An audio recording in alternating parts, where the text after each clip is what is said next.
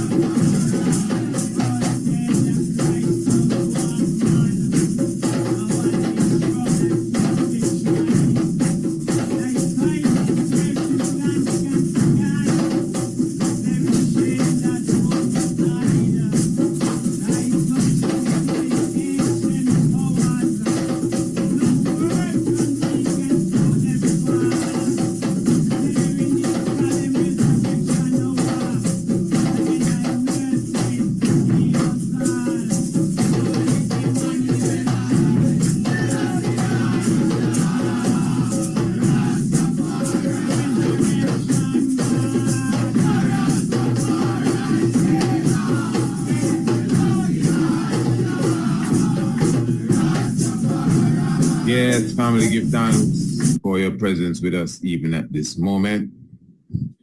We say blessed love to each and every one. Of course, salam to Nestalin, full greetings with a heart of love in the name of Kadama, where Haile Selassie the First.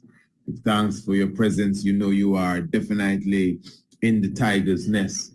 And this is Radio Anu, the international flavor, the universal spice. Great joy, honorable family.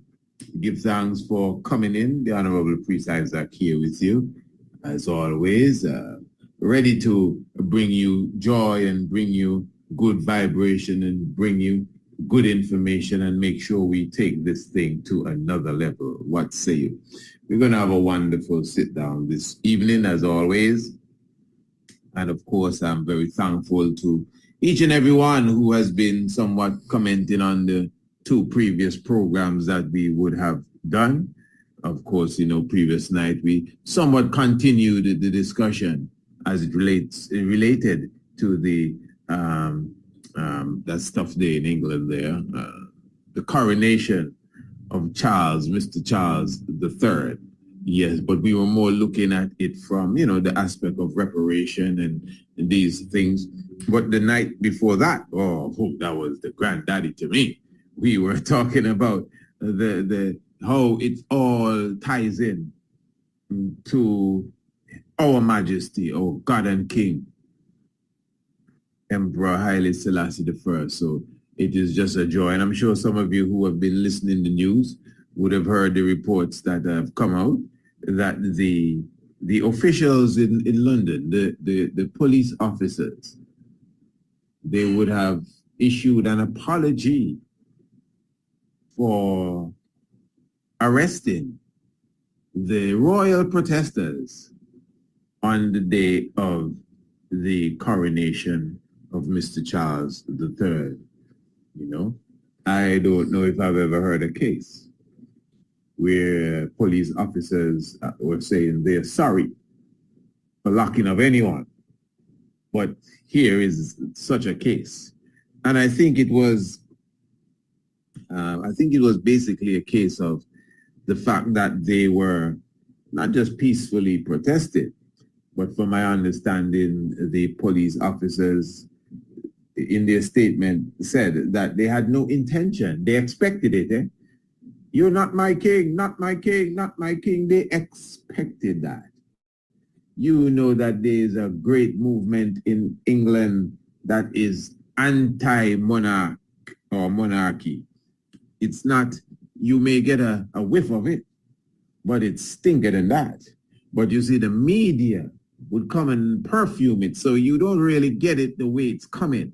You may feel like everybody just loves these people, but there are those who are strongly against it. Do you know the turnout for Mr. Charles' coronation cannot even be compared to one of the appearances that Elizabeth would have made? But they're not going to tell you all of that. Nah, gotta keep you excited. So anyway, they apologized for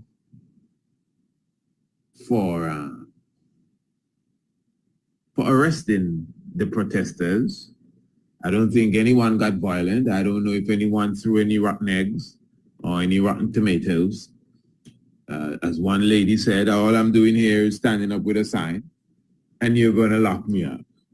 Well, by George, they locked her up. Yes, family. But anyway, as I said, those were those two programs that we did previous evenings. Give thanks. But this evening now, we want to go to another level. We want to actually look at some of the vibration that we were going through with our good brother Baba Heru. And we had a very lively discussion a few evenings ago. And of course, he would have gone into many different aspects of our ancient history, Kemetic history, Kushite history, Smitawe history, and he highlighted a few things.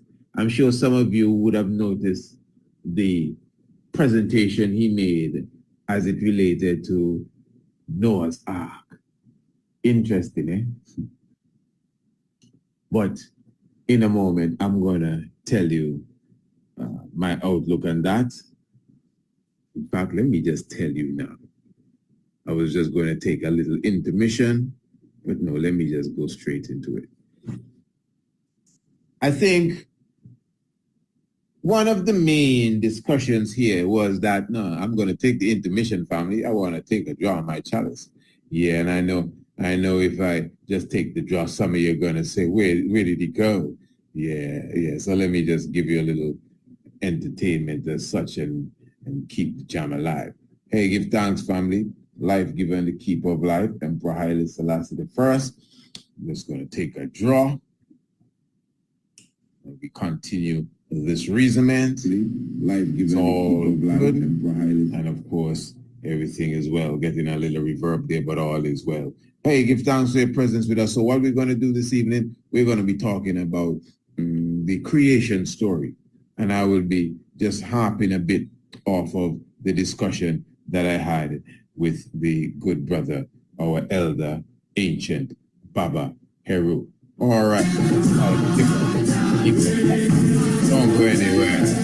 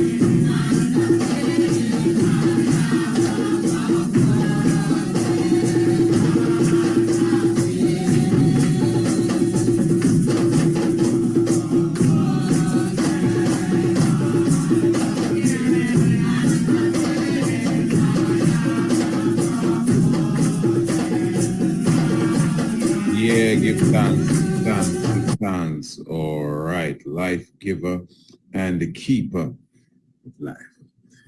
All right, family. Well, as I said, I wouldn't have taken that long. I told you I would be here. Yeah. So previous sit down that we had with Brother Heru, Baba Heru, I have to say it like that because we have more sit downs to partake of. I don't know how many of you noticed, and I'm kind of speaking to my live easy family. You know, some people have die hard fans. Well, as I said, I don't want nobody dying hard. I don't even want you dying easy. I'm not looking for you to be dying anyway. Sit down. We live in easy. Brother Heru. We live in cool. Heru, so all my like live easy, you know, all my live easy crew, die hard crew, live easy crew. I don't know. That means people that are with me. Did you notice when the brother said that the creation story of the Nun was similar to that of Noah?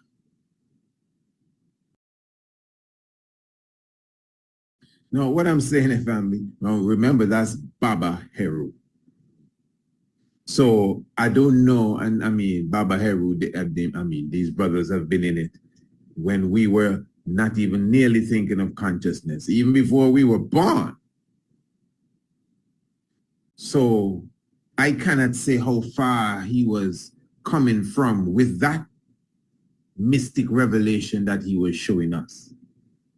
But I could tell you, family, in all fullness, that I have never heard anyone connect the Noah's story to the story of the Nun in the ancient hieroglyphics, obviously beside myself.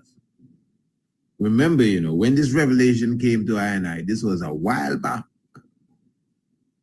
And of course, just like other revelations, we come and we document it and bring it to the world. Because for those who do not know the story or understand the connection that we're making here, when you observe, of course, in the Bible then, and there's a beautiful lecture we would have done on Noah's Ark. I think we would have done several of these lectures on Noah's Ark on the YouTube, but just, you know, Noah's Ark, Pre-Isaac YouTube channel, if you've not seen these videos, and, you know, have your full of the information and the knowledge that's available there. Now, Noah's Ark, the story of Noah's Ark, has been a debate, especially amongst the conscious and those seeking the truth. Even within the conscious realms, especially if one is holding on to maybe, you know, Islam or Rastafari, which in some cases, very rooted in Christian theology. Yeah, Islam and Rastafari, we think I'm going to say, because I Rastafari, in some cases, I didn't say all, in some cases, it's rooted in Christian theology. And this is why when you observe with understanding, many ones would be offended if you were to tell them that the Noah Ark story is not as literal as it is expressed. You didn't say it's not true, you know. You never said it's not real. All you're saying is that, no, I don't think. Let's look at this scientifically. I don't think, if I'm going to judge the dimensions of even the boat given to us in the Bible, I don't think that two of every species could find themselves to fit in that ark. And I mean the whole story. I don't even want to try to go into it here, you know. Maybe I should spend some time on it. What do you think? You know, as I said, we have already documented this a few times. And I think sometimes even me, myself, because we have so many things to say and so many subjects to get to, we have things to get to that we haven't even gotten to ever.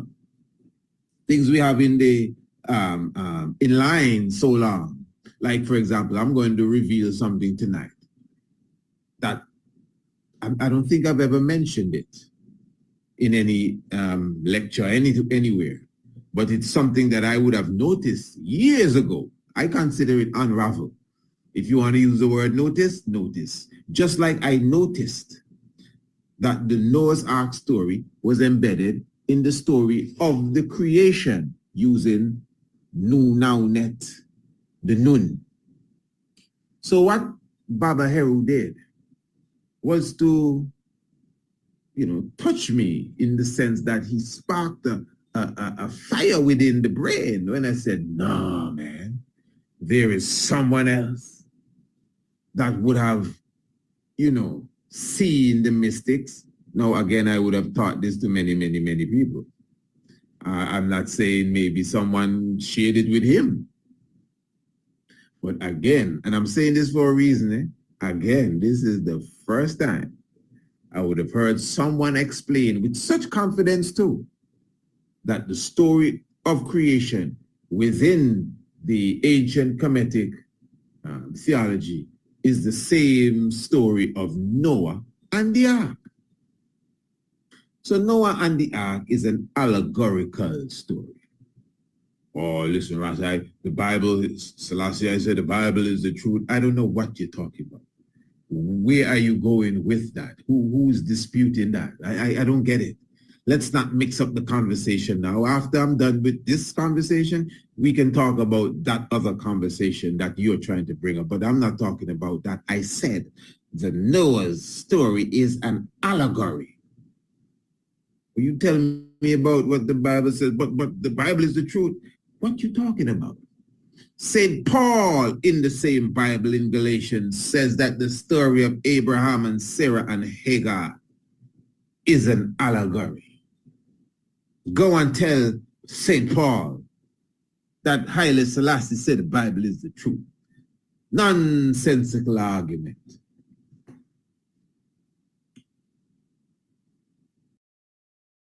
Allegory doesn't mean it's a lie.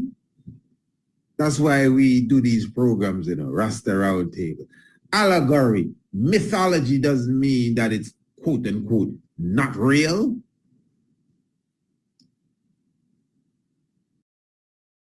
You see, we think so linear.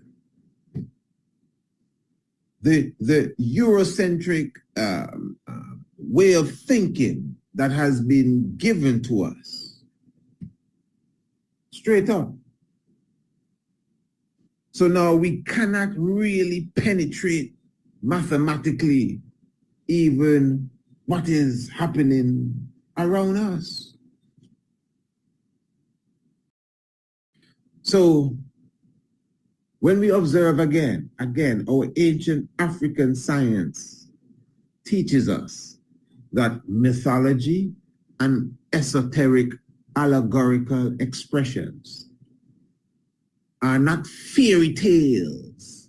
They're not make-believe.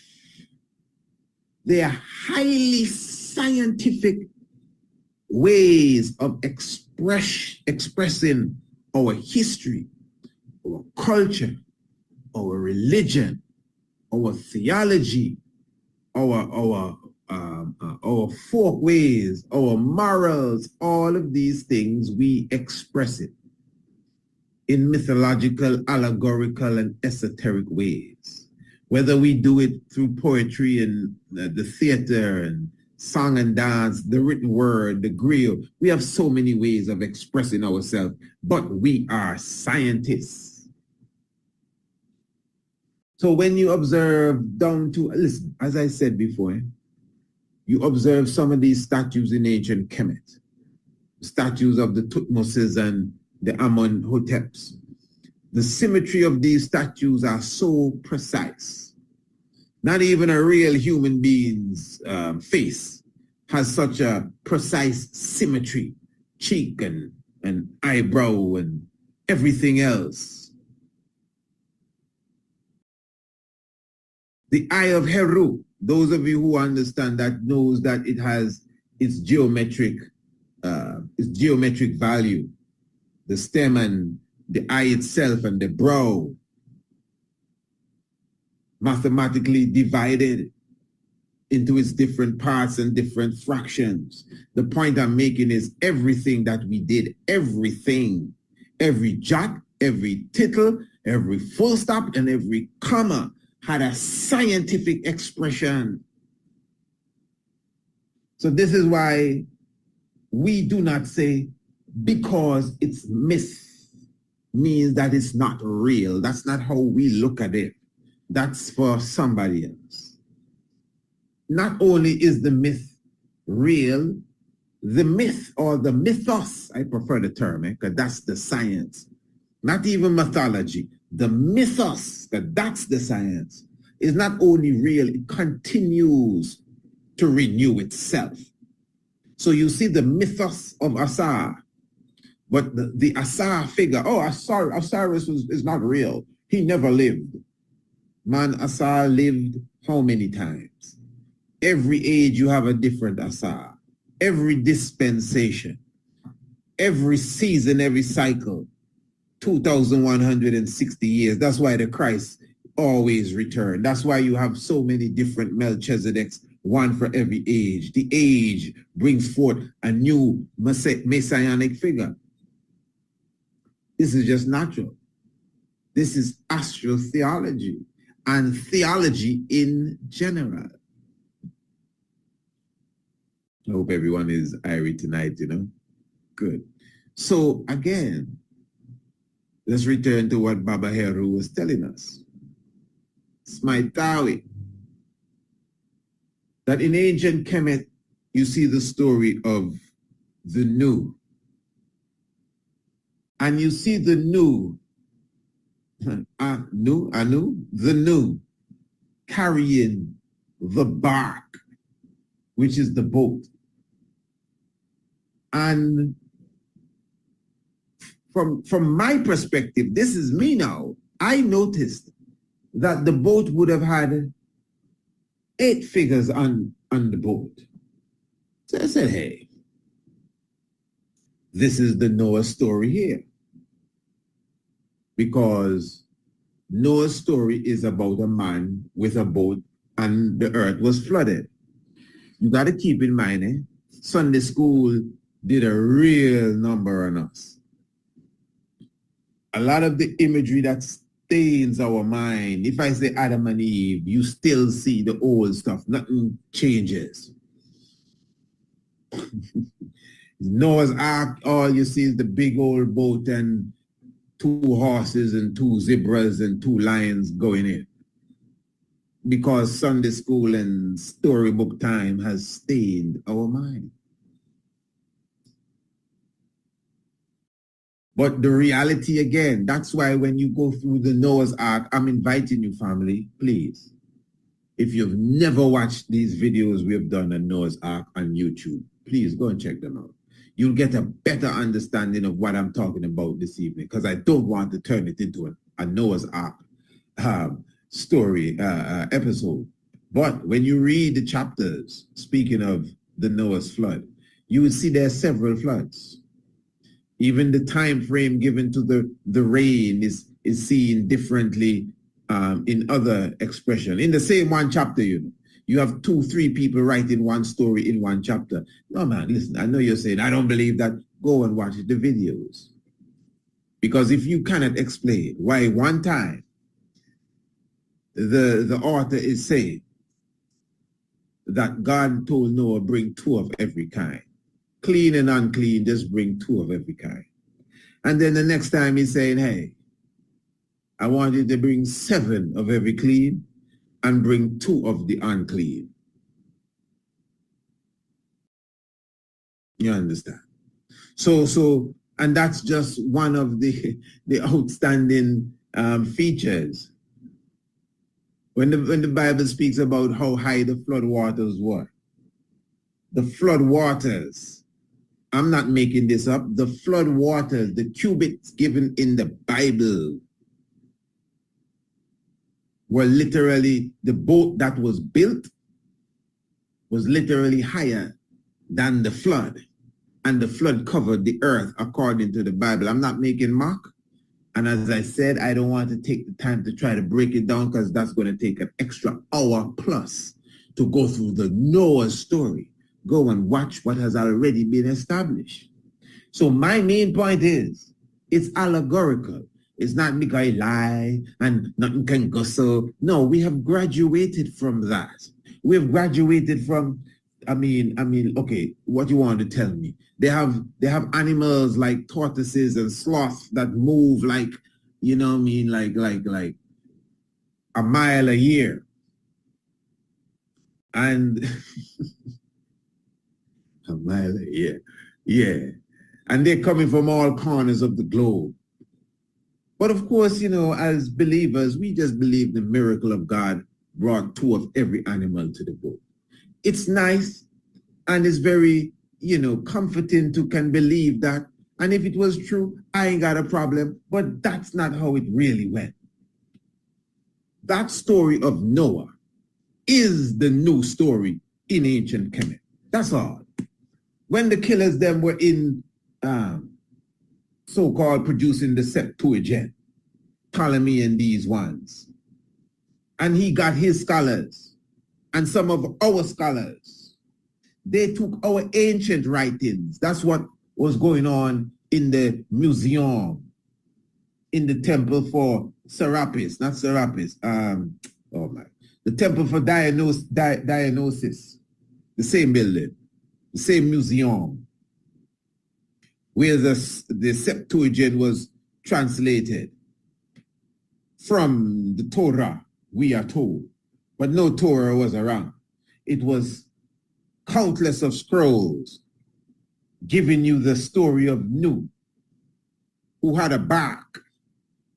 And Nu, you see Nu in the water, the whole earth flooded, and Nu is carrying the bark with 8 souls, which represented creation. Now tell me, what does that sound like? It's Noah's Ark. Not because Nu sound like Noah. In Arabic, Noah's name is Nu. That is what Noah's name is in Arabic, Nu. Now, these are the reasons why I picked this up. I say, look at this whole story here. And the Noah story is a creation story. The Bible has at least 4 creation stories. History says that the earth was created 4 times. Well, not history, but theological history. Most religions speak of the earth being created several times. Right in the Bible, it's about 2-3 creations you get in Genesis 1 and 2 already. So the Noah's story was really one of the creation stories, the same story as Nu, because Noah's name is Nu, and Noah has an ark, and Nu has a bark, and Noah's ark had 8 people, and Nu's bark has 8 people. I think I said 4 earlier. It's 8 I meant. Noah's ark has 8 people, and Nu's bark has 8 people, and Noah's name is Nu in Arabic. And the world was flooded, and they're both creation stories. Well, that's the difference, Ross. Remember, Noah's story is not a creation story, you see, because of Sunday school. God flooded the world to the highest mountain. The planet Earth became planet water. There was nothing but water and a floating boat. Everything died except the fish in the sea. And then when the water subsided, God told Noah the same thing he told Adam. What? Replenish the earth. And why did he have to tell Adam to replenish the earth? Because the earth was destroyed to be made new again. If Adam was the first, and this was a brand new thing, he would have told Adam, plenish the earth. But he told him, replenish, do it again. That's what he told Noah, replenish, fix it up, because I had to kill them old drunkards. So again, the Noah story is the same story of Nu and the bark, because Nu and the bark story is a creation story. We agree with that. But most of us not agreeing that Noah's story is a creation story when it's obvious, because we're seeing it as there was this old man, that built a boat and put 2 of every animal in the boat. So it cannot be no creation story because it's gone down fairy tale lane already. But nothing wrong with that lane, but it's not really fairy tale lane. We turn it into fairy tale lane because we're trying to literalize it. But if you take it for what it really is, it's esoteric lane. It is the mythos lane. Oh, look at this piece says 7 clean animals and this piece says 2 clean animals. This is a lie. It's all right. One story says Osiris was cut into 16 pieces, and one story says he was cut into 14 pieces. And the 16 and the 14 has to do with the inundation of the Nile. Some high science. Not know how the book is contradicting itself. You see? Okay, good. Now, so when Brother Baba Heru brought this to me, well, in all respect, he didn't bring the aspect of the Nu and, Nu being Noah, Arabic in Noah, and a few other things, but it's the same concept. And listen, family, I'm a person, this is the elder city with me. And I'm not going to have the elder with me and act as if I know more than the elder. As if I'm going to say, oh, man, I know that already, elder. Elder is me first. No, I could never do that. Even though in his expression, there were other things I could have added that I know he didn't check, that he would say, okay.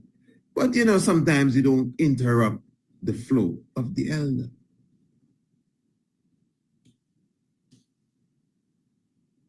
Now, there are 4 obvious, as I said, people in the boat.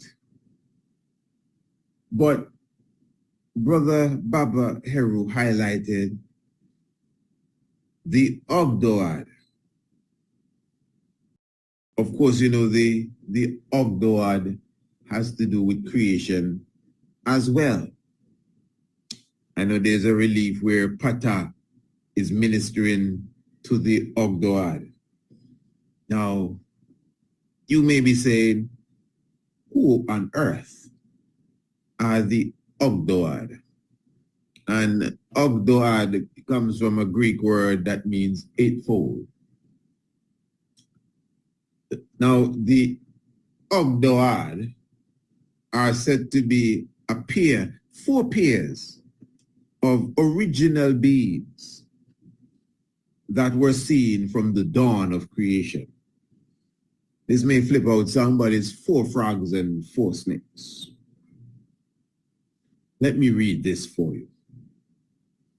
In Egyptian mythology, the ogduad, also in ancient Egyptian known as the Nisba, were 8 primordial deities worshipped in Hermopolis. All the worship in Hermopolis thing, that to me sometimes that comes down to opinion and outlooks, But anyway. Now references, hear this, references to the ogduad date to the old kingdom of Egypt. That's a long time, Kemet, long time. And even at the time of composition of the pyramid texts towards the end of the Old Kingdom, they appear to have been antiquated and mostly forgotten by everyone except their theologians. They are frequently mentioned in the coffin texts of the Middle Kingdom. The oldest known pictorial representation of the group do not predate the time of Seti I, New Kingdom. Okay. Now, I find that quite interesting. I'll tell you why. Because when I heard that, hey, these were 4 frogs and 4 snakes, I was like, 4 frogs and 4 snakes. Yeah, that's how they were expressed. But that's the expression again, as you heard there in the New Kingdom. Now, in all honesty, these are old kingdom deities, neter, but they were never seen in that formation. The snake and frog, reptile, amphibians. That's what it means. It has a lot of deep symbolism, by the way. A lot of people don't like snakes and a lot of people don't like toads and all of that. But yeah, it is what it is.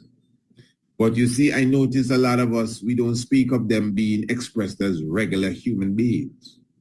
You can see some beautiful expressions of the ogduad. I don't even like to talk about the snake and frog part, but as human beings. 4 pairs.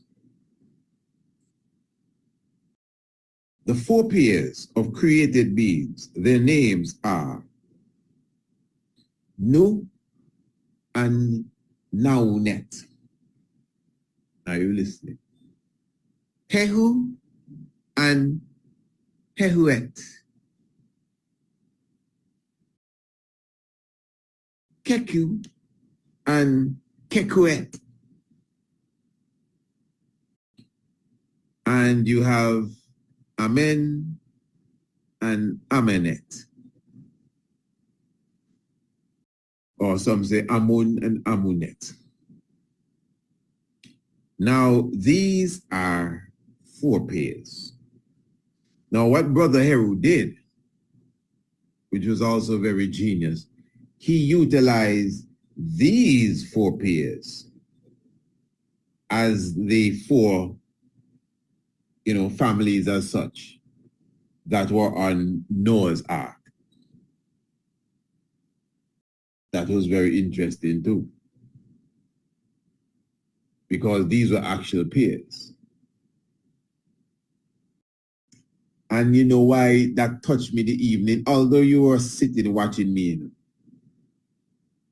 And as I said, I'm not a person, and we should, gather that sort of attitude. It's not because somebody says something and especially when you're reasoning to certain people. You don't have to say, oh, I know that already, and I know that already, and have to jump in. Sometimes when you jump into a conversation just to show that you know that already, sometimes you distract the thought of the griot or the ancient. That's an ancient teaching, and I could save anything to the end. And when he done talk, I can say, well, ancient, I wanted to say it, but I didn't want to interrupt you. Look at this. Yes. I've always noticed that these creational pairs, Nu, Naunet, if you notice, the net is basically added, the T really, the ET or the T is really added to the end of the name of the male and it turns into female. Nu, Naunet, something like that. Hehu, Heuet. Keku, Keuket. And Amun and Amunet. Very good. These are the 4 families or 4 pairs of creation. And the Ankh man, Baba Heru, highlighted them as being the families of Noah's Ark or the Nubark. And of course, although I made that link with the Nu and the Noah and everything, I never really used the Nisba or the Ogdoad as the family of 4. I use the family of 8, the family of 8 of the household. But I use the 8 figures, of which Kepra is one, on the bark of Nu. I hope you follow this science, family, because this is research. Now, if you observe the 4 beasts, or the 4 family, and their names, let's just look at Nu, Naunet, Hehu, Heuhet, Keku, Keuket, Amun, Amunet. Amun, Nu, Keku, and Hehu. Those are basically the name of the male. Remember, the male and female have the same name, but it's just the T. I want you to check the first letters of each of the names, or the first letter of each of the names that I'm calling here, of the creational being. You could say the first people. Amun, and of course Amunet. That's A. Nu and Naunet. That's N. Keku and Kekuet. That's K. Hehu and Heuet. That's H. Now, because of its pronunciation, I know ones that spell the Ankh A-N-K-H. Sometimes some people, I say, put it A-N-H-K.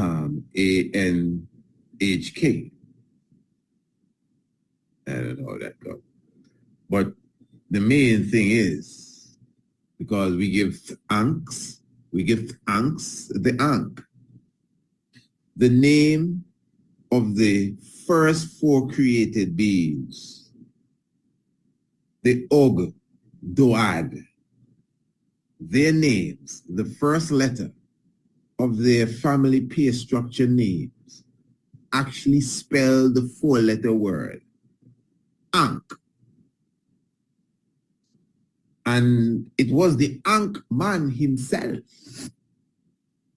who revealed that evening. With no disrespect, he didn't reveal it to us, those of us who have been following that. But his revelation was still unique because he revealed the ogdoad in the story, which I never pinned the ogdoad in the story. I hope you're following me now. That's why I'm taking my time and explaining this. I never pinned the ogdoad in the story of the new bark connected to Noah's Ark, new Ankh. But he made that connection. But I would have already studied the ogdoad and noticed that, hey, their name spelled the Ankh. No, I've never done a program on that. But because of this, I said, no, I have to bring this out tonight because it was the Ankh man himself that highlighted it. So anytime you hear anyone speaking of the ogdoad and the creation story, don't be, ashamed even yourself to show them that, hey, have you ever noticed that the first letter of the names in each of the family names, when you put them in order, it gives you the word Ankh. Now remember, the Ankh is a very, very serious symbol. For us, it's the symbol of life. Brother Baba Heru showed us that the Ankh is not just the representative of the female reproductive system. The Ankh is a living Gemini. The Ankh also represents the male reproductive system as well, in that one symbol, paired up. And as you said, you have four pairs here. Male, female, male, female, male, female, and male, female. No male and male. No female and female. That cannot create the Ankh.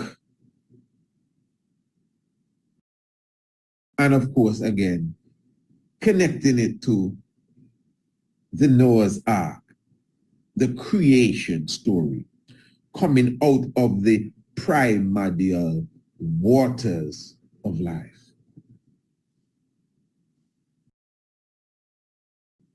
So you see, that's what's happening here, even when you observe our anciency, ancient Kemet, ancient Kish, the said ancient Ethiopia. Our mystics are there. One may argue about English letters and these things because I've heard all these arguments. This is not about letters. whatever symbols you created to mimic the sound, the n sound, the h sound or the k sound. When you align these sounds, you still get ankh, no matter how you may think that you are going to write it.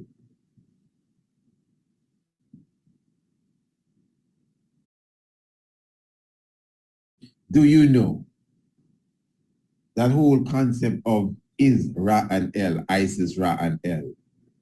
That's another thing that I thought I unraveled. I'm telling you. And you see, that's the thing about unraveling. Now, I've been given the gift by the Almighty to be able to decode a lot of things. It doesn't have to be in the heavens. It could be right on earth. In fact, I've been decoding on earth before we went up in the stars. I'm being very bold about this, straight up. Sometimes you got to make people know what's going on. I've been blessed, Rastafari, by God Almighty, with the ability to decode things of the Almighty too, not just any old thing. I'm not no crossword puzzle, you know what I mean, champion. But just give me the Bible, give me some history, just teach me something and I can go home. I don't even have to go home. While you're talking, I can say, and put it back to you in the next way. So I'm just saying that to say that when we realize that Isis, Ra, and El spelled Israel, we honestly thought that that was like, yeah, something we decoded. No, we did decode it. But what that taught me now is that to decode something doesn't mean you make it up, you know. It was there to be decoded. So anything you decode, there is a chance that obviously somebody would have decoded it before you. I'm saying that in the sense of the Noah story that I just gave. As I said it, I never heard nobody else highlight Noah and link it with Nu. Noah and link it with that Nu in the same way, except when Baba Heru expressed it. And I read in a book, it took years for me to come across this book, where I saw the Is, Ra, and El being used as Isis, Ra, and El. I can't remember the book, you know, but I had to go and check to see when the book was published. And the book was published even before I came to consciousness. In a sense, it humbled me, but I mean, I honestly, I didn't need to be humbled, but it gave me an understanding, you know, because I'm telling you, when I held on to Rastafari, even prior to, but when I held on to Rastafari, the Almighty cracked open the heavens for me. I'm telling you, that's why you see me here up to today, just bringing the mystics over and over again. I have been blessed, Rasta, and I give thanks for that. But again, the point I'm making is that no matter what I quote unquote unravel, I didn't make it up. It's not as if I have some sort of copyright on it or pattern or anything. I just happen to find it. You get what I'm saying? Maybe someone found it before me and maybe they didn't pick it up and show the world, oh, I found it. But again, the fact that it's something you unravel, that means it was there hidden, but it was there. It's not something new you made up. It's something that has been there forever, that you kind of just dust it off and say, hey, but look at here. That's what we do. So the point is, someone could have dusted it off already. In the case of when I came across Israel, meaning Isis, Ra, and El, because honestly, family, all of those years I was on ZDK radio, I honestly thought that I unraveled that mystery there until I came across it in the book. And from that time, I always had a consciousness because I'm telling you, that enough things come to us. And this is not, I hope this doesn't sound a way to some people, because I teach my scholars all the time. The Almighty speaks to everyone. I'm positive. You know, some of us maybe not as open as some. And you know how I know? Because sometimes I would be speaking to ones and I can see the Almighty speaking to them. And I have to tap them on the shoulder, but look, you know, see, look the bird. Oh, yes. And I just said so. Exactly. Wow. Like, you see? So God talking, the Almighty talking to them, but somehow they're not picking it up. But someone else who may be accustomed to be listening to God, like myself, can say, hey, look, and I'm telling you, family, is every single day the Most High make it clear that I'm here. Clear beyond comparison. So when you see us sit down and say, hey, I got something to show you tonight, and when it's done, you say, wow, that's mystic. These are things that have been expressed to us, let's just say to express to the world. But the Most High speaks to us in private conversations too, things that I ain't going to come and tell you. But the Most High speaks to all of us. But we just got to be a bit more in tune. That's all. Maybe some have the gift, maybe some have to work at it. Maybe some just had to be blessed to do it.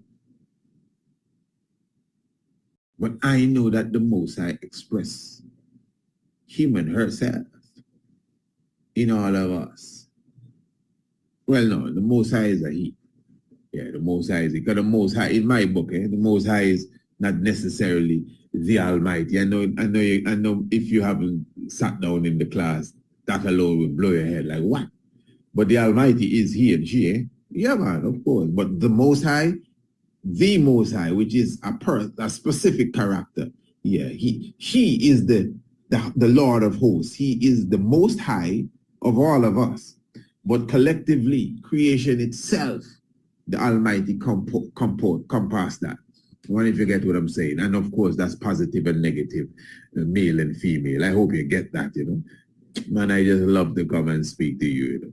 You don't even know you're my best friend. I just have a wonderful time every time we come together. Holy Manuel, I, Selassie, I, Jah, Rastafari. Yes, family, but no, in reality, you know, man, I really appreciate love. I mean, I don't know who I'm talking to. I know some who I'm talking to, obviously, but in general, I don't know the vast majority of the audience that I have. But I know I have people listening from all over the world, you know, from every corner.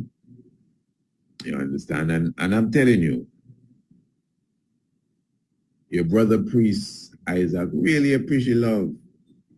You know, I'm a person that work with my love chakra, the heart chakra. So I know how love feels. You know, love does just take me over. Sometimes I just feel love, like I just feel like love, man. So I'm very genuine when it comes to human relationship. I'm serious, I don't play. And the fact that I know a lot of you cling on to the message, you know, sometimes I don't even know who you are sometimes, but trust me, we are family. And I love you. I'm not afraid. I am not one of them people that can't talk like that. If we're moving forward, love got to be the key.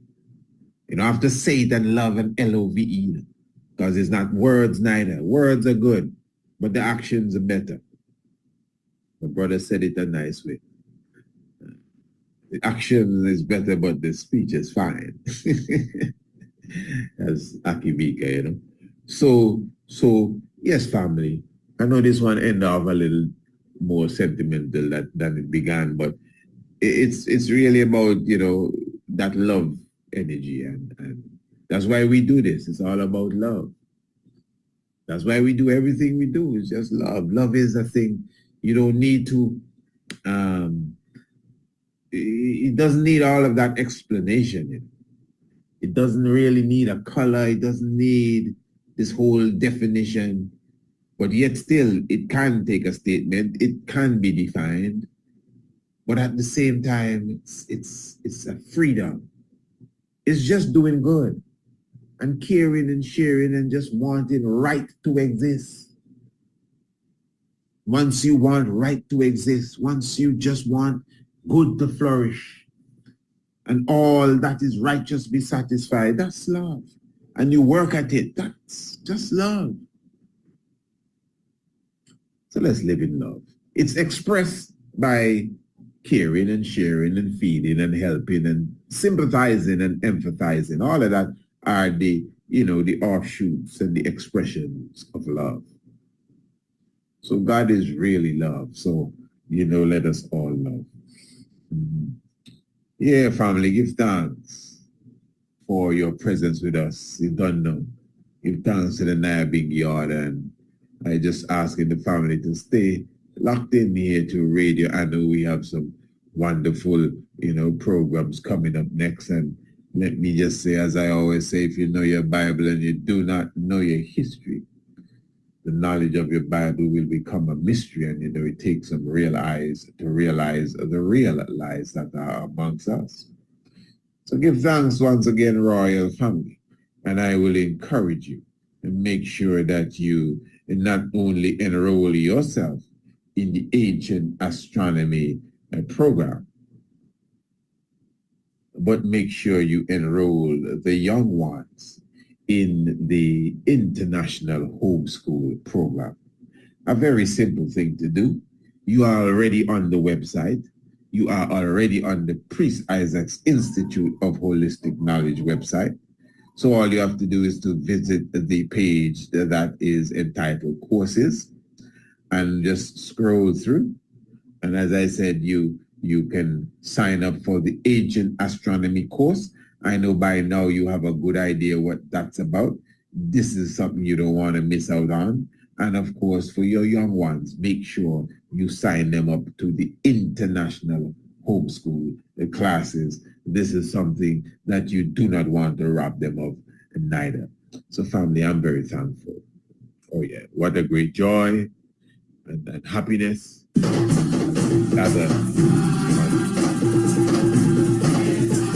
Thanks to the life giver and the keeper of life, Holy Emmanuel life.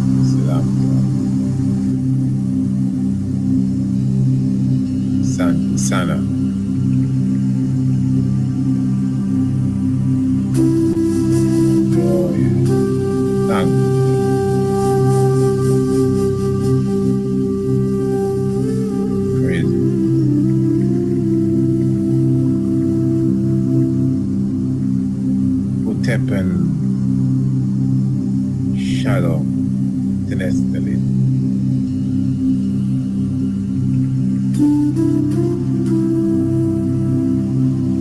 Unity and love.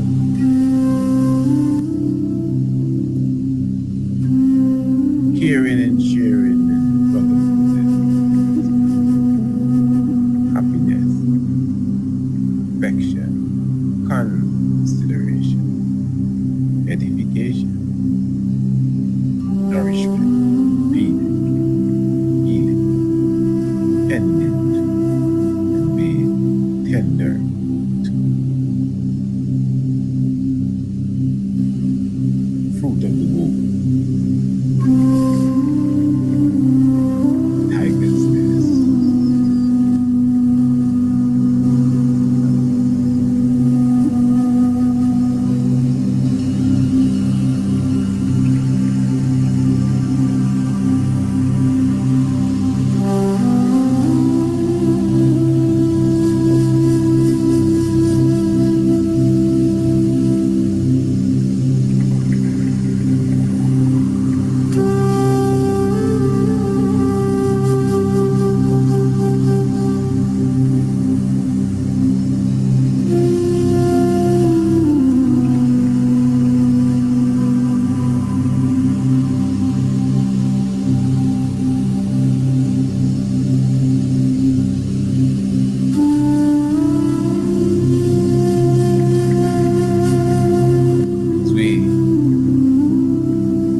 As we inhale and we exhale,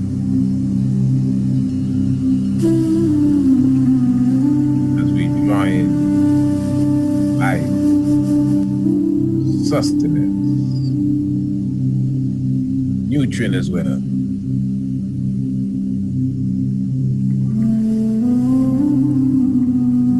Harmony, beauty, happiness.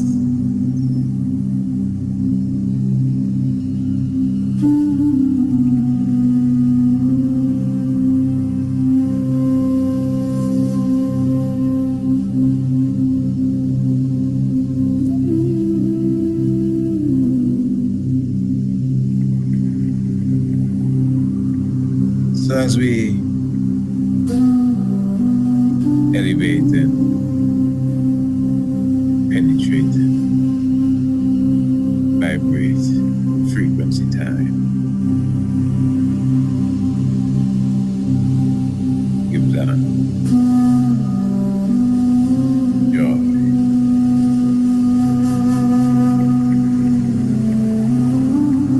Of course, you know,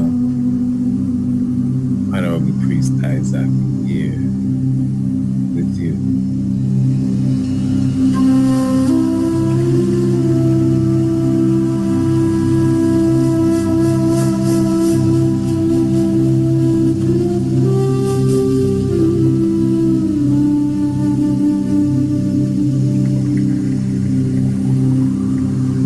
As you know, this is a program comes to you every Monday, Tuesday, Wednesday and Thursday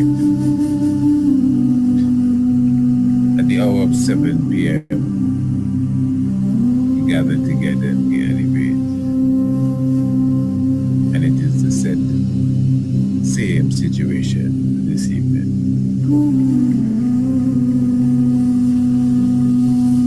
As we give thanks to the tranquil med, tranquil sound, tranquil energy, and pray that all is blessed in well keeping with each and every one.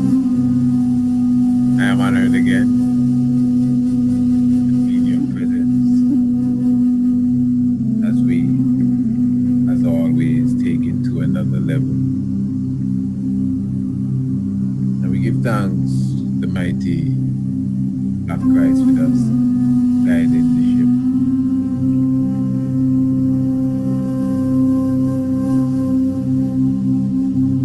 The Honorable Empress Naya here with us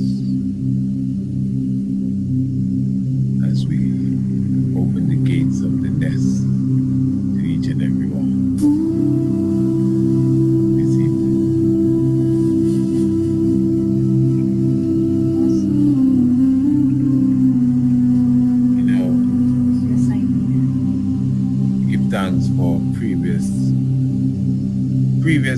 had a wonderful launch, relaunch, and premiere right here at the Priest Isaac's Institute of Holistic Knowledge. And of course, many of you who are listening were not there. And well, I'm not guessing because I know how many of you are listening now and I know how many of you were there. So I'm positive many of you who are listening now were not there, but definitely we are thankful. Let me definitely say a heartful, giving thanks to all who participated, those who came in, and those who shared the joy with us. Again, for those who, missed it, we would have updated it or uploaded it to the Institute YouTube channel. That's the Priest Isaac's Institute YouTube channel. Many of you are already subscribers to the Priest Isaac YouTube channel, which would have been established almost a decade now, if not a decade, the Priest Isaac's YouTube channel. And the Priest Isaac's Institute of Holistic Knowledge YouTube channel is a brand new YouTube channel. So I'm encouraging all who are already on board with the Priest Isaac's YouTube channel, please feel free to go and subscribe to the Priest Isaac's Institute of Holistic Knowledge YouTube channel. And if for any reason, just to be strategic in the warfare, because it is warfare, and what that will do, it would even give me personally more, not confidence, I'm overflowing with all of that stuff, but it would give me more reason to draw my sword quicker than I do at times. You may try, say, what you talking about? Well, let me put it this way. Depending on what you say and how you say it, sometimes you are given strikes, sometimes you're even taken off of the YouTube. I mean, if you are a long-standing listener, there would have been several times you just noticed that we've gone quiet for a while. 2 or 3 weeks. In fact, there was a time they licked me out for a month. Not a month, 3 months. 3 months. 3 months. That licked me out because they can't do me nothing. But they banned my activity or activities on their platform, which is YouTube. I don't own YouTube. So they just decided that, well, this brother is talking too harsh against, I think it was abortion at the time. They just gave me 3 months off. 3 months, that's a serious thing. And since then, I would have received a 2 weeks and a 3 weeks here and there, And that's one of the main reasons we established Radio Anu. And we consider Radio Anu our media hub. That's our hub. That's our hub, Radio Anu, nothing else. All this other thing, these other platforms, Instagram, YouTube, Facebook, that Google owns and whoever owns, that we utilize from time to time. We give thanks that we can do that. But Radio Anu is our hub.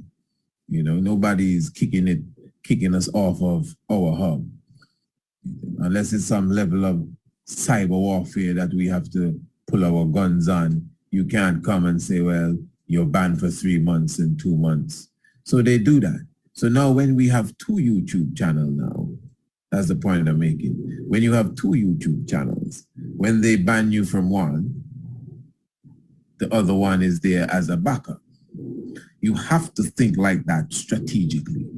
We're utilizing these platforms not to say happy birthday to people, We're utilizing these platforms for the revolution.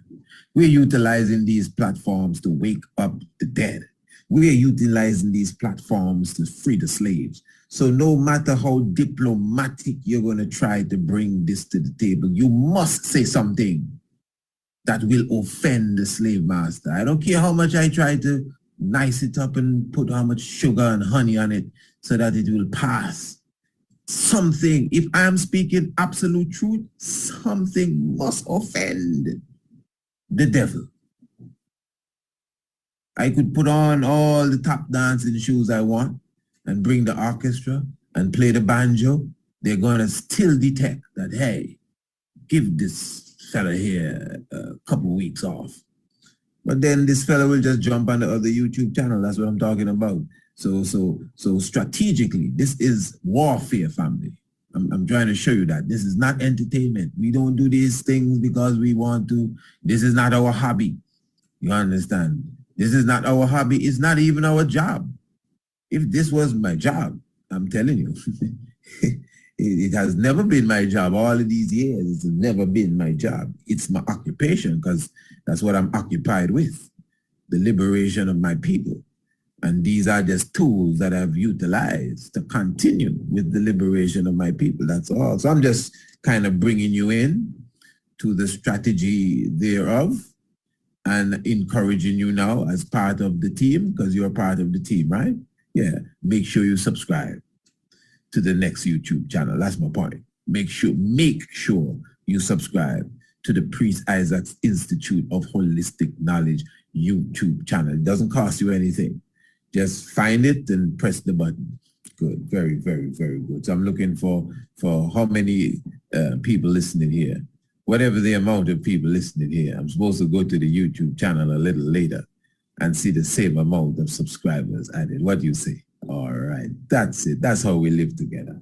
Holy Manuel, Selassie, Jah, Rastafari. Yes, family, give thanks. You know, we had the official launch yesterday of the ancient astronomy course. And those who were there, of which, of course, some of you were there, definitely, you would have seen for yourself the brilliance that we have put aside, really, for those who are really livicated to knowledge and information, meaning those who will enroll themselves into the course. Because that's how we're looking at this. We have to look at these things, family, on a very serious level. And that's how you judge people, to see how serious they are. So those who would have been there, number one, we give enough respect to them just for showing up. Those who were on the Zoom with us yesterday, just for being there, enough respect to you. There are those who would have already enrolled into the course without even coming to the Zoom. Enough respect to them as well. You see, family, I'm an individual. As I say, we do videos, we come on the radio. I'm telling you, thousands of people follow us, thousands. And these thousands of people have thousands of children. And I know that we have put together an international homeschool program. We didn't just put it together yesterday, you know. At least for the last 3 years, we would have developed an international homeschool program which is continually evolving. We would have shown it to our audience time and time again, you know, and I would have encouraged each and every one to make this a part of your family structure, because in the same way you learn from me, in the same way you are inspired by the teachings that the Tiger's Nest and whatever we promote brings to you, it's the same way that I can assist you in strengthening the mind frame of your little babies, whether they're 3 years old, 5 years old, 10 years old, even 15 years old, family. We here at the Priest Isaac's Institute of Holistic Knowledge has a product, or products I should say right now, that your children, because the astronomy program, teenagers could be a part of that. But I'm saying for the little babies, we have a homeschool program of which the Honorable Empress Naya yesterday did a beautiful job in expressing the different levels of the program, how it can be how accessible it is, how you can utilize it. It was beautiful. And as I said, I think by now we would have uploaded that whole session to both YouTube channels, by the way, so you can see the event yesterday that you may have missed, some of you. And the thing is that there were specials that we had on that day. So that is that's what you would have missed, you know. So basically, the point I'm making is that the fact that there is a program, a package put together that you didn't have to put together, you know, that is designed to uplift the mentality of your child. Family, if it's one thing I know, the earlier you get these children, the earlier you, if you want to use the term, invade their minds, because somebody else is invading their minds, even while you're doing it, unless you're living in the wilderness, and even there, someone still invading their mind, whether it's through the music, whether it's through the television, even some of the books. If they're in the school, I mean, come on, it's constant invasion. So the package that we would have put together was designed to attract the attention of the child, even if it's for a moment. It's designed enough to grab their attention towards their African Afrocentricity, astronomy, biology, language arts, yoga. I'm telling you, when your child is finished with the homeschool program, they would have a greater love, a greater appreciation for their Afrocentricity. I am positive about that. You will have children that will be able to carry you outside and show you what star is that star and what star is the other star. That's something else, family. I'm telling you. And that is the homeschool program for the children, not for the adults. And I would encourage anyone that listens to me on a regular basis, if you have little ones, you should at least inquire about the International Homeschool Program. You know, we even give out free samples so you can at least see for yourself what we have to offer.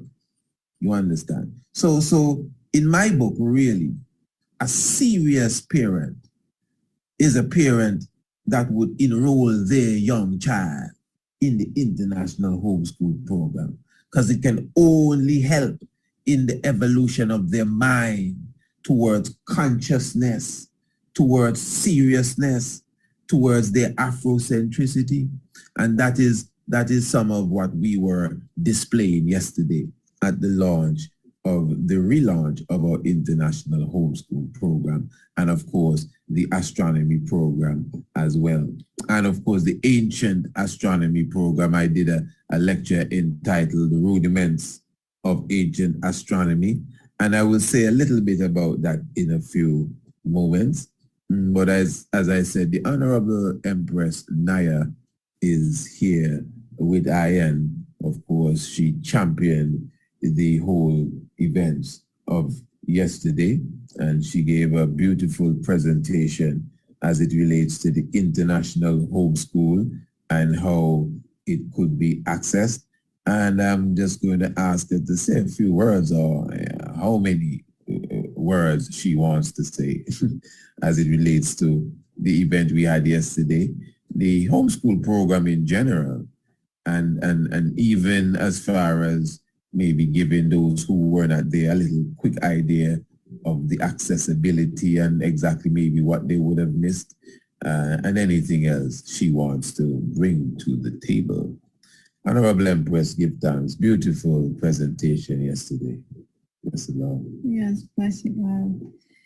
I don't want to say too much, but just prefer that everyone have a chance to watch and it actually was some subscribers there present at the seminar. The education is the key. There was a few subscribers, but just watch the seminar. It's posted on the the Priest Isaac Institute page. And under your page, they will be able to pretty much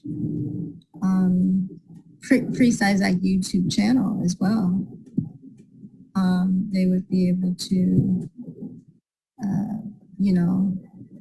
get all the information, But I was just thinking, having a deep thought about the comparison that I gave on the program yesterday. I was just saying that I worked at a Pan-African school, a Black school. Yes, you were saying. Yeah, because I'm like, I don't always like to put my thoughts out there, but I was just sharing an honest reflection and opinion, not to... You worked at? Yeah, I worked at an African school. And that school is? Pan-African school. It was Roots Public Charter School. Yeah. You didn't mention that part yesterday, but yeah. I didn't say its name. Yeah, but I see that was a good school. It was a really thriving school in its own way. But I see that it didn't have the substance of the international homeschool program, which is, and another thing I was thinking in deep thought is it's not like a heavy program, because our history can be a bit heavy, but your program isn't heavy at all. It's very light, it's very, I guess it's just so rich in history.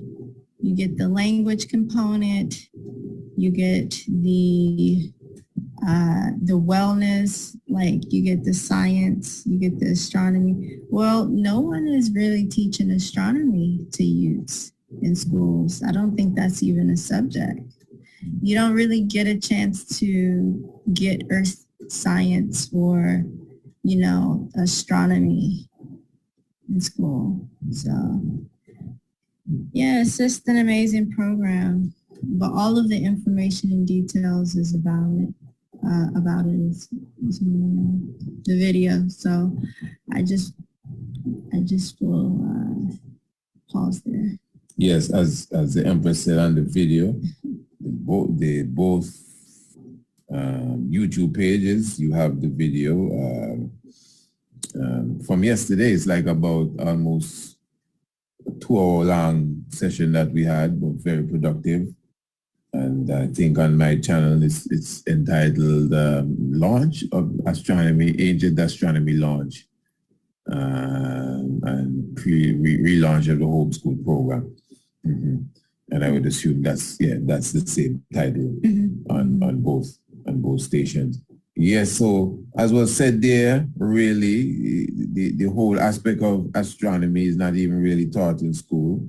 Your child may have come home with a project, to use that foam sort of material and make the sun and take some straws and some balls and some tennis balls and clay or whatever, Play-Doh, whatever it is, and make the sun and the 9 planets. That's good. We do a little of that too, but it usually stops there. It usually stops there.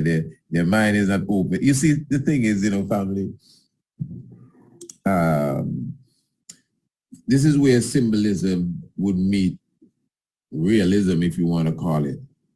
And as simple as it is, the sky is the limit. So what does that mean? Number one, the sky really doesn't exist. So it takes away the limit of whatever venture you're going on, because there's no finish line. There's not something you can touch. There's no ceiling. Now, speaking of ceiling, do you know when you go outside of your home, your house, you go out in the street, technically, there's nothing above you in a sense, but everything else.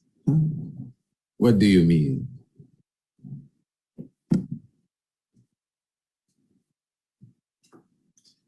when you just think about it, there is a roof above your head inside.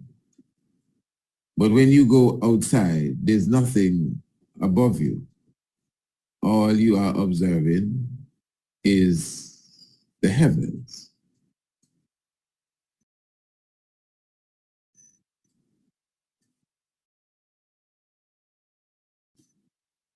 It's just, I hope I'm not mixing anyone in the up in. It's just understanding that when you are outside in the open, you are actually in the open. There's nothing above you. There's no roof above you. You know. What is above you is what you're seeing. Those stars, those lights that move in the night. That's what above. There's no roof above you. The roof above you is when you go inside of a building.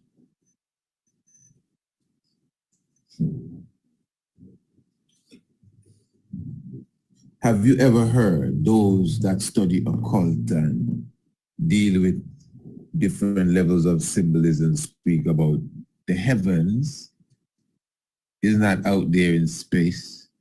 The heavens is your mind. Now your mind is not your brain, you know. Your brain is the biological component that is one of them that is strongly associated with your mind. Your heart and your liver is connected to your mind too. In fact, your whole body, you know, but your brain obviously have a strong relationship to your mind. As we know, the brain is used to think.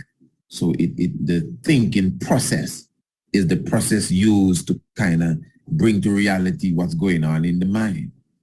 The heart doesn't appear to think, you know, but the heart deals with the mind. If you read the scripture, that's why it always says, you know, the heart thinketh. It says so. The heart thinketh and what a person has in his heart and all of them kind of thing. Because the heart is related to the mind. The mind is not an organ. And the mind is not the brain. And the mind is not in your head. The brain is in your cranium, but that's not where the mind is. The mind is as vast as the universe. What did I say? Your mind is as vast as the universe. So this is why we would say, man, what kind of heavens you're holding? We use the term all the time, heavens, for your mind, or let's say your brain, but we know where is the headquarters of the heavens. It's in your head, your brain, your mind, your heavens. Good. That is why I use the expression that there's nothing above you when you are outside. There's nothing above you but the heavens, them stars, the moon, and everything that is moving around. Now, what I'm saying, can you imagine when you fill the mind of a young child with the astronomical knowledge of what's happening in the heavens? Keep in mind, you know, that throughout scripture, theology, theory, philosophy, your brain, or quote unquote, your mind has been associated with the heavens. So the more, especially a young mind knows about the heavens, is the more they're getting in tune with their true intellect. Because you see, that is why astrology connects stars and planets with people. Because if in the same way you can observe the same way you observe the atom, the same way you observe even within the womb of the woman, when you observe the egg and they have certain particles rotating around it, all of these different microscopic things appears like the solar system, the atom and other things with that central nucleus and everything rotating around it. The same thing with the brain. You know, this is deep, eh? When you understand the brain and its connection and the axons and the dendrites and how they're connected. They look like other parts of the body, other organs in the goodie, you know. They also look like the brain itself, when you see the makeup of the brain and how the electricity moves again from the different the axon into the dendrites, etc., it has an appearance like some of the nebulae clouds that the James Webb spacecraft and the other spacecraft would have taken. You see the Horseshoe Nebula. You see the Crab Nebula. You see the Eagle Nebula. You see the same way that the stars inside of the nebula, the structures and how they are forming inside of the nebula looks similar to how the electrical process is taking place inside of the brain. That's why it's called the nervous system. The nervous system has a lot to do with electricity. So within the central nervous system, even when the sparks are flying, this is science. This is what you see on the computer graphs when they utilize the different methods of reading. You know, they are reading how fast you're thinking, etc., etc. It looks like the supernova explosion in space. It looks like the nebula cloud that stars are forming in. You understand what I'm saying? So the point I'm making is that when you take the young mind of a child, which is obviously connected to the child's brain, remember the mind is the universe. The mind is not the brain, but the brain is obviously connected to the mind because none of us think your mind is your brain. We know that. You know, maybe this is the first time you ever really sit down and say, hey, it's true, you know. Your mind is not really your brain. Okay, good, fair enough. No, you don't have to be ashamed. It took me a while to figure that out too. But the point is the brain, just its makeup scientifically. And a lot of what I'm saying, I'm just actually wrapping it up fast, you know, because this is like a 5-hour lecture, you know, with visual effects and PowerPoint so you can see how the structure of the brain literally looks and put it next to specific nebula clouds and even down to the stars that are forming within them. You see the exact same thing. You see the exact same thing. So this is why a subject like astronomy is a no-no for children. What's so hard about that?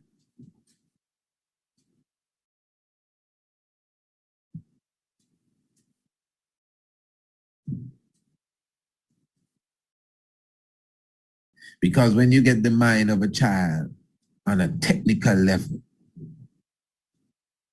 when you add that with consciousness, that's a formula for rebellion. That's a formula for escaped slaves. Yeah, when a child could be telling you that this star is Betelgeuse or Betelgeuse and its right ascension is 5 hours and 55 minutes and 4.091 seconds. What are you talking about? You gonna make a little 3-year-old be able to say that and carry outside and show you where it is and can explain how to find the azimuth and the altitude of any star depending on where they are? You crazy? Remember, you know, religion itself comes out of astronomy. You know? Astrotheology, all religions come out of astrotheology. So you're taking a young mind and developing or evolving this mind into a genius right away by showing them how the heavens work. I am positive same way. You know, there was this lady, you all know I'm not going to even call her name. And she has this program wherein, you know, she has certain symbols. You look at them, I think. I never really got the chance to go through the program, but, you know, there's certain symbols. I think she would have utilized some of the Indinkwe symbols as well, too. But you use these symbols and you watch the symbols for a while and whatever it's supposed to do, it's supposed to bring you prosperity and a lot of different things. But there are many things that people do. Some people burn certain sage and certain herbs and different things, you know, to enhance the spirit. Some people burn candles, all sorts of things people do. Some people look at certain symbols And that's why symbols are very important. Right.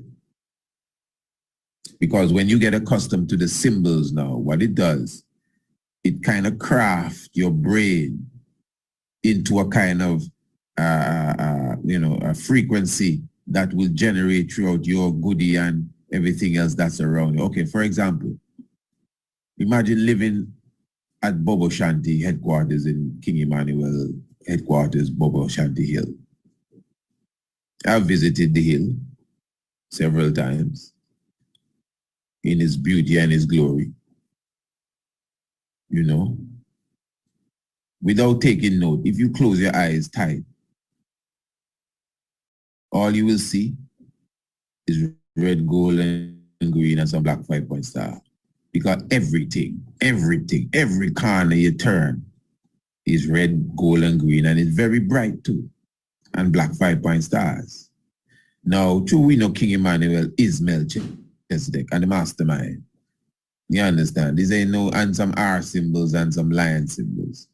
Now, meaning that once you are there, this is your daily breakfast, lunch, and dinner, optically speaking. That's what you feed on visually. Because we're not aware of this, but what you see affects your health and everything, what you look at and the things we look at every day, mashing us up. But your environment, that every corner you look, you turn, there's the 3 colors in a specific order sequence. So obviously it becomes a part of you. That's why I say if you close your eyes, that's what you see. Because that has become a part of you. It's a part of you more than the person that doesn't live there. You living there for 3 years, or even if it's for 3 months, and all you see everywhere you turn, no purple house and no green house, everything is red, gold, green, and some black 5-point stars. Not 6-point stars, not no moon, just 5-point stars and some R and lion symbol. Now, whatever that does, it's doing it to you. I'm positive. You cannot tell me that don't do nothing to nobody. Whether you think it's good or bad, it must affect you in some way by just being there, looking at it, whether you go to service, whether you're not eating what you're supposed to eat, the fact that you're there and you can see. And every time you look, that's all you see, inside, outside, everywhere, the kitchen, the guardhouse, everyone's house, the tabernacle, the bathroom, every structure, the fence, the gate, the benches, just all you see, and then flag flying, these colors just bombard you. It's healing you, Rasta. That's the colors of the rainbow. It's doing something to you, whether you know it or not.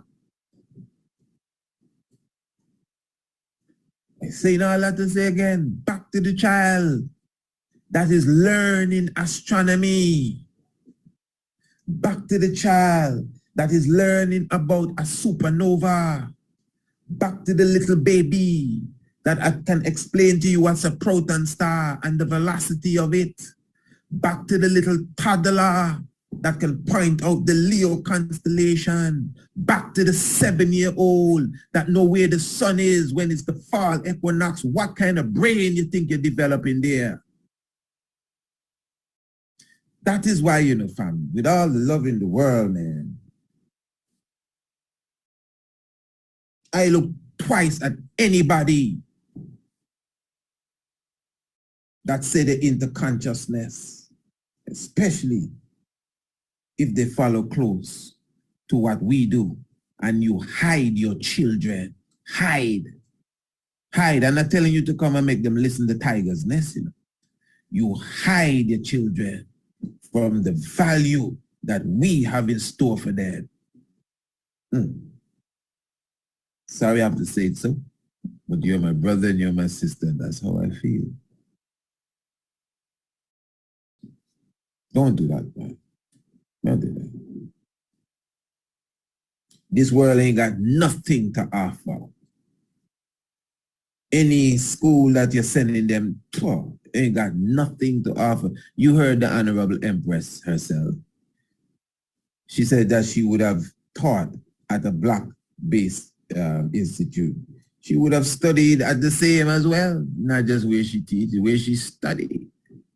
Graduate of Howard University, and yet still she would even testify what we are bringing here. You don't know, they ain't gonna give you all of that there. Oh no, that's designed, that's consciousness to a specific point. We don't cross the Edmund Pettus Bridge over here. That's up to a specific point. You might get attacked over when you cross the bridge. Yeah. But we on the other side of the bridge long time. We done cross the bridge long time. Nobody do us a thing. They try. Yeah, nobody do us anything. So African history is one thing. Astronomy is African history. That is why we resurrect ancient astronomy. The actual technical term for ancient astronomy is accurate astronomy. That's what it's called, you know, accurate astronomy. We didn't invent it. It's actually a subject area, but it is not. It's not directly associated with consciousness. In fact, ancient astronomy tends to lead back to the classical, so-called classical age of the Greeks and the Romans, and take into very little consideration that of the ancient Kushite, the ancient Egyptians, and even the Dogons, who would have been able to detect Sirius A and Sirius B.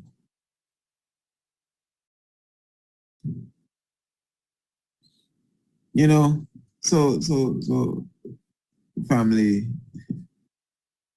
this is just a word of joy, you know, because in reality, you know, as I always say, this is really a labor of love, everything that is done. And from the very time I accepted Rastafari, I knew my mission was to teach it. From the moment I knew, yeah.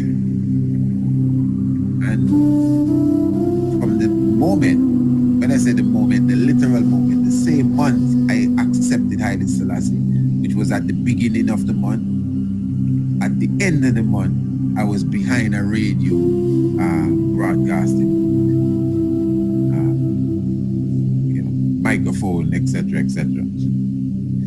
And in 2 months, I had my own program, Mystic Vibration. And since then, up to now, I'm talking to you, I've never even ceased to put out knowledge. I have a lot of things I do that I put aside for a while and come back and pick it up. I never stop teaching and preaching. Never, ever, ever, ever, ever, ever, ever took a vacation. Ever. I would have maybe changed the format and do something else and go somewhere else, leave that and pick up, but I've never stopped. Never stopped. Never, ever. So this is a labor of love.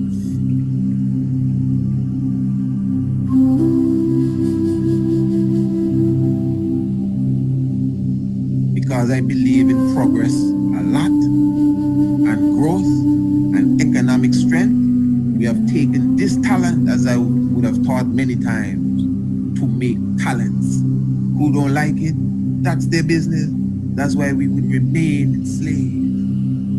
Yeah. So yes, family, it's really a labor of love. I'm encouraging ones. Don't leave the little ones out. Don't leave the little ones. Give thanks to those of you who would have taken the initiative to bring in your young ones into whatever it is that we have to share. And we have a lot to share. If we count in the little pennies, my family, we're in a sad state. If we're counting the little pennies for the future of our children, we're in a sad state. The Honorable Empress Naya, I'm going to give her the sealing words.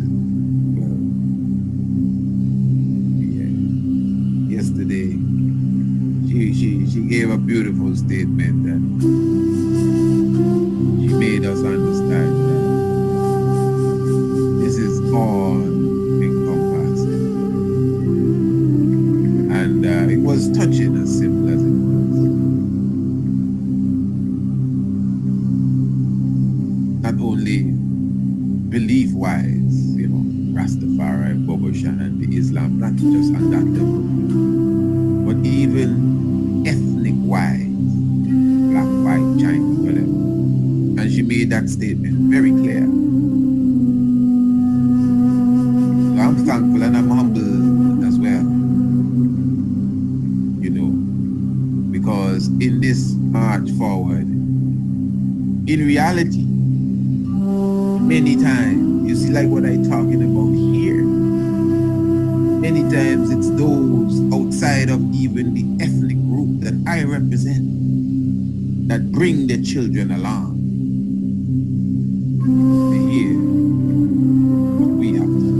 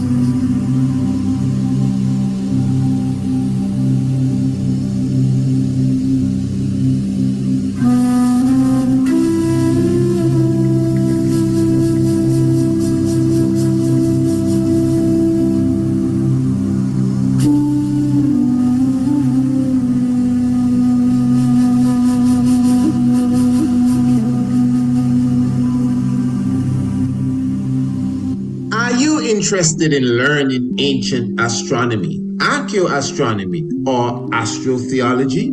Well, the Priest Isaac's Institute of Holistic Knowledge is now offering certified courses in the field of astronomy covering all the above mentioned. Sign up now for our online courses or visit us in Antigua in the Caribbean for 7 days and 7 nights of practical underground research, plus archaeoastronomical observation on Green Castle Hill. You will learn how to identify the stars, the constellations, and the planets, as well as their makeup and their value. This will be a studycation.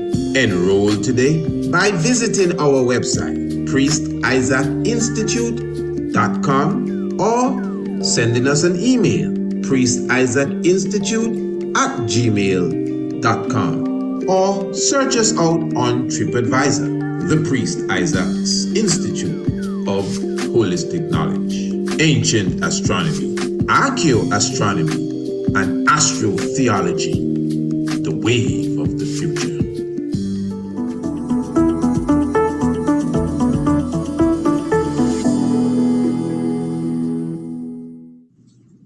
Blessed love, I am the Honorable Priest Isaac. I am an official priest within the realms of Rastafari of the Ethiopia Africa Black International Congress. I also hold a certification in the craft of archaeoastronomy from Politecnico di Milano in Italy. Our universe and its makeup has always been an intriguing subject for humankind. Astronomy is the study of everything in the universe beyond the Earth's atmosphere. Ancient astronomy is similar, but pays special attention to the physical and spiritual values of stars, planets, moons, and other celestial objects. It also brings in the terrestrial component, being things on an earthly plane, such as plants, human organs, and connects them to the heavenly bodies. In this course, you will learn the makeup of various planets and stars, how to locate them in the night sky, along with their associated constellations. You will also be taught about the earliest civilizations known for their astronomical comprehension, namely Kush, also known as ancient Ethiopia, Kemet, called Egypt today, the Dogons, and the Bozos, as well as the civilization of Sumer. You will also learn about black holes, their nature and origin, as well as how the ancients viewed them. Ancient astronomy is the mother of archaeoastronomy and astrotheology. Both subject areas are covered by the Priest Isaac's Institute of Holistic Knowledge. Sign up today. Visit our website, priestisaacinstitute.com, or email us, priestisaacinstitute@gmail.com, for more information.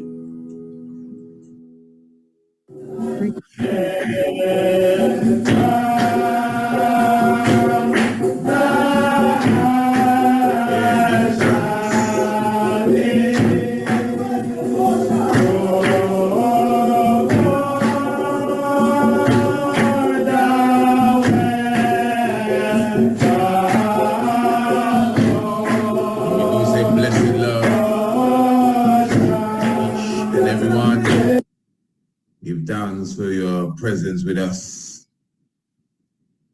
And of course, you know, we glorify the life giver and the keeper of life, Emperor Haile Selassie I. Give thanks to the Father and Mother of creation, of course, we just keep joy and happiness in all, in all communication of love, in the throne room. And the throne room is that of Mount Zion and joy and, of course, the creed, humble be fed, naked clothed, sick nourished, aged protected, and the infants cared for. And that is our creed. That is what we issue out on a daily level. The humble be fed, the naked clothed, the sick nourished, aged protected, and the infants cared for.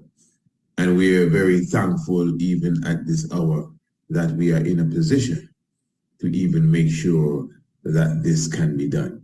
Hey, let me welcome you once again to another edition of Rasta Round Table, where we gather and we speak of things on the level of Rastafari. Different realms, different subjects, different topics, although the few programs past, at least for the past month, we have been really on the whole aspect of the validity of our accepted Ethiopian history. Whatever the case is, of course, your humble servant, the Honorable Priest Kidemi Shalom Isaac, here with you this evening. And of course, we have a beautiful panel as always. We have Brother Ras Isern and Brother Anko Madred as our staple. And basically, it is this little trinity here that runs the Rasta Round Table. And for sure, from time to time, we have different visitors and guests that will come and accommodate us. This evening, we are looking forward to have Brother Sabbatical Rastafari, Rastafari Sabbatical himself, the Rabbi Adonis Rastafari with us, and he will be definitely expounding on the very same subject area that I'm speaking of, which is the history of Ethiopia, its validity, and thereabouts as we get into the discussion this evening. So once again, just blessed love to each and everyone. I'm thankful for your presence with us. Of course,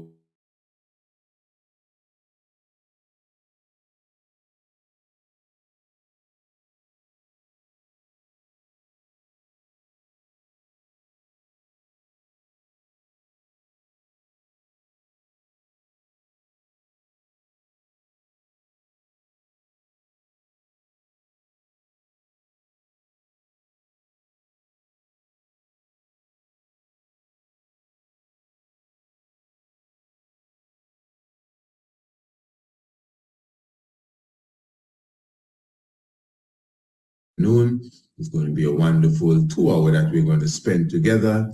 We definitely have the relaunching of the International Homeschool program, and of course the short documentary film entitled Anu, the Ancient City. So basically the theme for the day is education is the key. We definitely evolving out of this, just talking and chattering and philosophizing. Education is the key. Wonderful.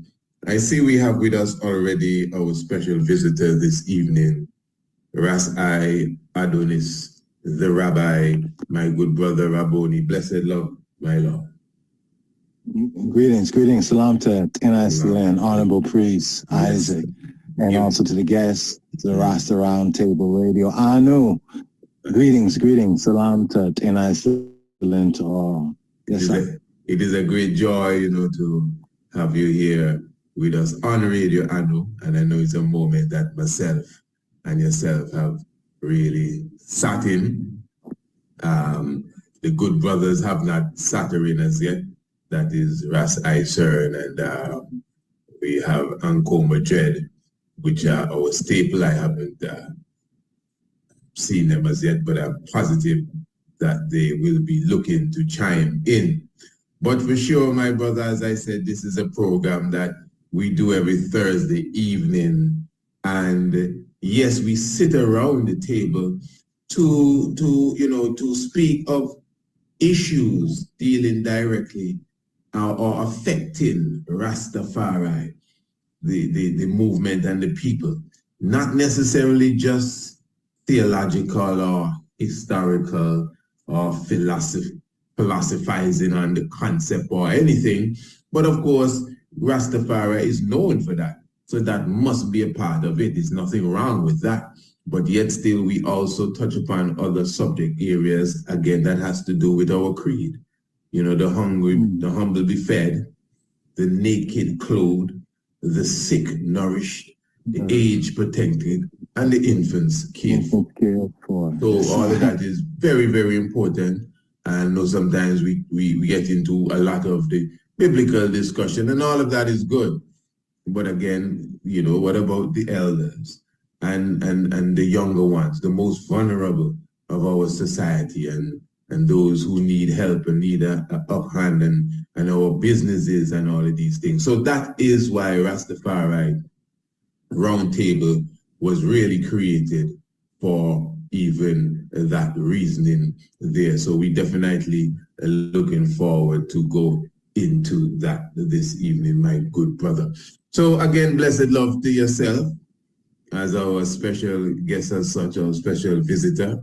And this evening, the plan is that we will be going into a continuation of a discussion that we had began maybe about 3 programs ago.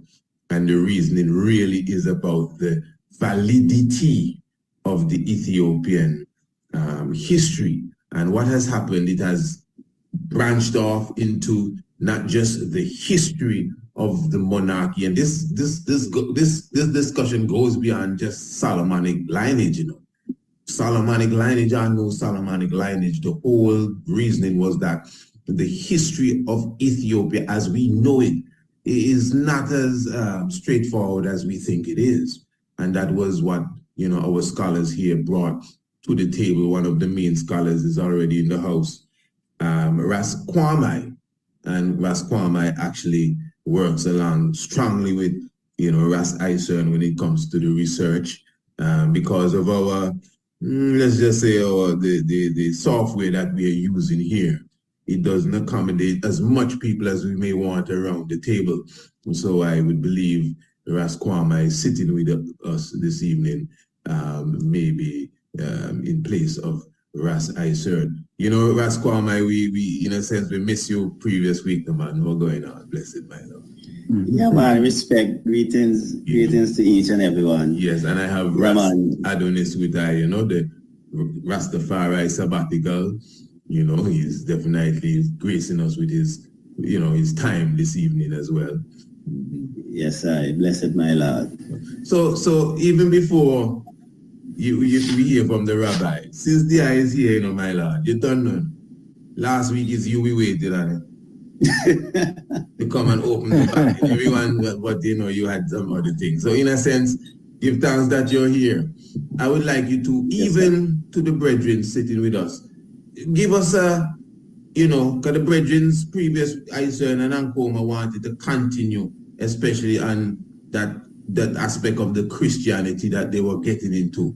But if you can give us again, because this is a very important subject, it is actually a new subject to many, and even for my good brethren here, just give us a quick rundown again, your perspective of what's going on with the Ethiopian history, its liturgy, its religion, and what it is that we're getting wrong. It's very important that we get that clear, my Lord.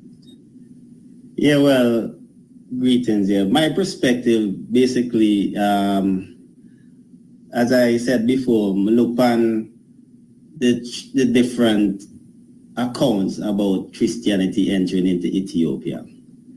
And as man follow the 3 of them, realistically, the whole account concerning the CMS, the Church Christian Missionary Society, to me stand out as being more real history than tradition, you see.